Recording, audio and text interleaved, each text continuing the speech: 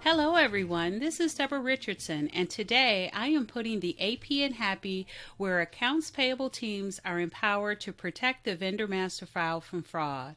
This podcast will give a voice to accounts payable team members by talking about the growing reality of cyber attacks in their world and which vendor setup and vendor management techniques they can apply to protect the vendor master file from fraud. Today's podcast episode is brought to you by the 5-Day Vendor Master File Cleanup. Do you trust the data in your vendor master file? Well, if you have less than 5,000 active vendor records and need to prepare for a vendor self-registration portal or for 1099 and 1042 IRS annual forms distribution, you are in luck. We have vendor validations including watch list screening, duplicate vendor review, vendor inactivation recommendations, and more.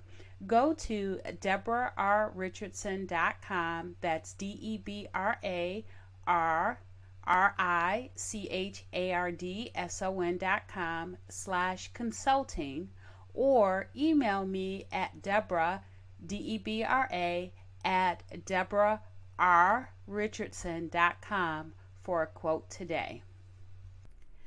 Today's episode is based on a guest post by a company called Tesorio, and it talks about the differences between accounts payable and accounts receivable and the best practices to help your company manage both sides since they are both critical to business health.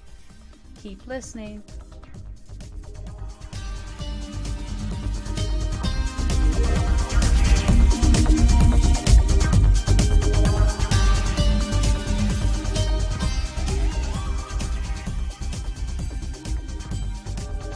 Welcome to episode 63, Best Practices for Accounts Payable versus Accounts Receivable.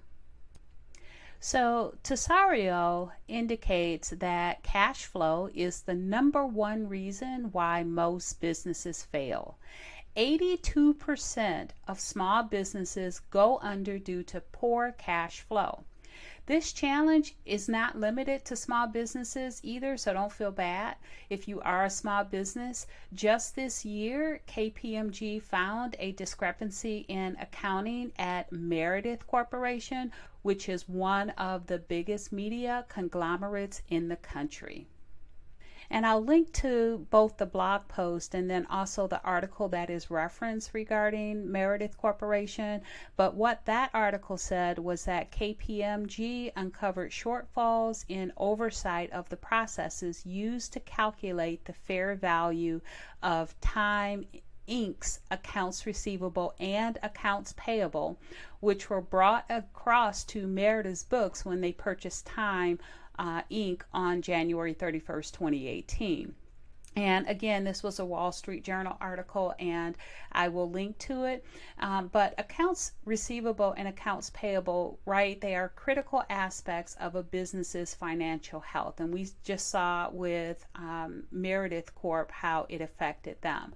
So understanding how these two functions impact your cash flow and your overall growth can mean the difference between another year of healthy profit or becoming another statistic. So listen up, because according to Tesorio, here's what you need to know about optimizing the processes of accounts receivable and accounts payable. So we're going to start off with what is the difference between accounts payable and accounts receivable. So first, let's review basic business definitions. Accounts payable keeps track of money that goes out of your business. So when you make a purchase of goods and services from a supplier or to a creditor that needs to be paid back in a short period of time, the entry in the accounting record is known as accounts payable. The accounts payable team handles the money you owe. In other words, your current liabilities. Invoices and bills from purchasing goods from vendors go to accounts payable. Accounts receivable, on the other hand, keeps track of money you are owed. So in other words, your assets. These records and amounts from selling goods and services to clients go to accounts receivable. Outstanding invoices owed to your business are considered accounts receivable. Now, the term refers to accounts your business has the right to receive because you already have delivered goods or services. Now, conversely, with accounts payable, that decreases your business's cash flow. Accounts receivable increases your business's cash flow. And keeping your balance sheet healthy is a sure way to maintain your business's good standing. Monitoring and clearing your accounts payable and accounts receivable in real time ensures that your business will not encounter cash flow problems in the future. Next, let's talk about the importance of accounts payable and accounts receivable. So where many businesses tend to run into cash flow problems is the accounts receivable side of the equation. So hiccups in accounts receivable collections can have drastic consequences for a business because it does put pressure on the amount of working capital required to fund operations. Now, that was a quote from a Forbes article, and I'll link to it in the show notes. And then there's another 2018 report that I'll link that found that overdue invoices represented 50% of all receivables at B2B companies surveyed. So likewise, for a business to stay afloat, it must avoid issues caused by delayed or missed payments, issues that cause late fees, or just overdue bills in general. So settling your accounts payable on time is crucial to managing those vendor relationships, building a trustworthy reputation, and also avoiding penalties and fees that come from late payments. Late payments can cause your partners to lose trust in you and your ability to pay for their products or service. So managing AP is highly critical. So I'm going to insert some of my experience here because I have worked, I was 6 years in accounts receivable, and then I've worked the last 8 to 10 years in accounts payable, with the last 8 years focused on vendor maintenance. So I want to share with you some tips that I've seen to make the accounts payable and accounts receivable side work much better. Now, this is based on having a buyer, meaning the accounts payable team of one company, collaborating and working with the supplier's accounts receivable department.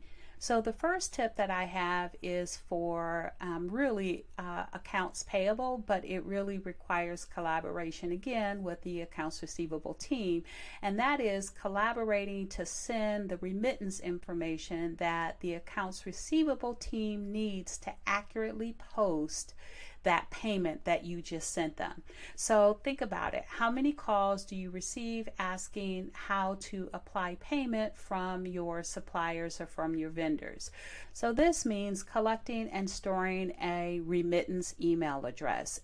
In most ERPs on the AP side, the payment cycle process includes a step to send a PDF to the remittance email address on file. But if you don't have an email address on file, then the accounts receivable team will not receive it, and thus you're going to be getting a call back to ask how to apply that payment from that supplier. So what I suggest is, as part of your vendor setup process, to always collect a remittance email address and require it. Now, no worries if you haven't done that, or you know you don't have a lot of remittance email addresses in your vendor master file. I will include a link to a blog post called, I think it's called 9 Ways to Collect Vendor Email Addresses, but I'll include a link to that blog post in the show notes. And on the AR side of providing that remittance email address, Make sure that you do not use a person's email address. It's better to have a shared mailbox so that if a person leaves or is on vacation, their replacement can still receive the remittance information in order to post the payment. And again, having that email address or remittance email address is critical so that the accounts receivable department or AR will know how to apply that payment, and conversely reduce calls to accounts payable asking them how to apply the payment. And a great example of this, and I know for those of you that work in AP you see it all the time, and those of you who work in AR you know that this is the case, and that based on what the industry is, it can get complicated of how to apply that payment. So some industries, and I'll give banking as an example, they will have different remittances or remittance information or payment information for different types of services or products. So again, looking at the bank as an example, or the banking industry as an example, they have different payment information or can have different payment information for their ATM fees versus their lockbox services. And I've seen that firsthand where we've had to create, at the time we were using PeopleSoft, and we had to create different locations for those different types of payments. And not only that, we had to name the location in a certain way so that the accounts payable team or the external team members that were submitting invoices knew which location needed to be used for that particular invoice. So again, it could get complicated, so it's very important that the remittance information is sent and received by accounts receivable so that they can post it more efficiently without having to call accounts payable. And speaking of posting payments, that's my next tip is, how accounts receivable posting those payments in a timely and efficient manner really helps accounts payable.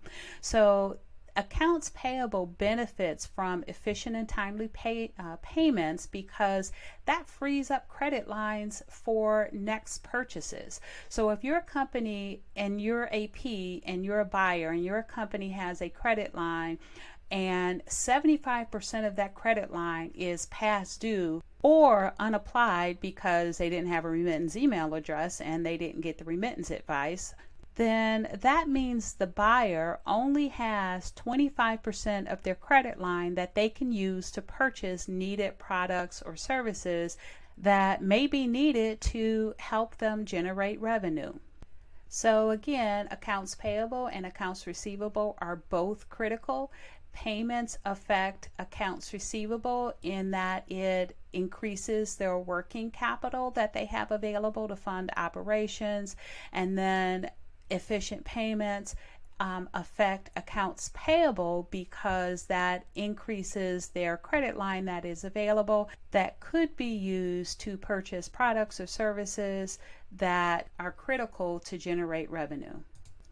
And of course, because I've been on the AP side for the last 8 to 10 years, my biggest thing is both having those efficient payments and then also having them applied correctly and efficiently reduces costs to accounts payable, either looking for payment or asking how to apply a payment. So Tesorio has some suggestions about how automation can help. So first off is to avoid bad debt that accounts receivable has deemed uncollectible, and to ensure your accounts payable is settled in a timely manner. Businesses must build a strong, reliable system to keep cash flow moving. Managing these two critical or crucial aspects of the business can be time consuming and resource heavy, and we all know that. As a result, smart business owners are turning to automation to help send and collect payments. Machine learning and automation in managing cash flow ensure that nothing is overlooked. So automation monitors the many moving parts of both AP and AR, from shipping orders, invoices, receipts, journal entries, to general ledgers and other financial documents. To collect cash, for example, utilize AI-driven platforms that provide automated recommendations on when to collect and from which customer, based on data available in your ERP systems.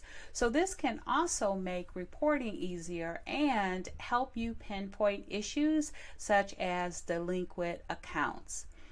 And you may not be aware, but AI platforms can also automate forecasts by pulling in accounts payable real time, giving your finance department greater confidence to make data-driven decisions. Now, in addition to AI, I have a couple of podcasts that talk about RPA, or robotics process automation. And those are episodes 39 and 55. And I also have another podcast episode 33, that talks about how to identify projects in accounts payable that could be eligible for RPA. You know, those processes or steps within a process that only requires rules and no decisions in order to be successful.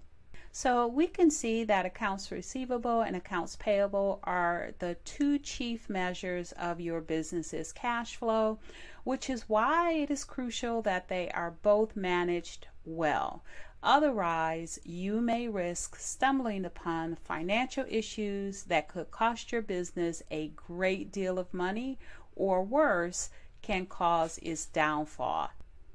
So thanks everyone. I hope you enjoyed the 63rd episode of the Putting the AP in Happy podcast, where accounts payable teams are empowered to protect the vendor master file from fraud. Don't forget to check the show notes for the links mentioned in the podcast. If you enjoyed this episode, consider subscribing and writing a review of my podcast on the platform that you use to listen. Stay happy.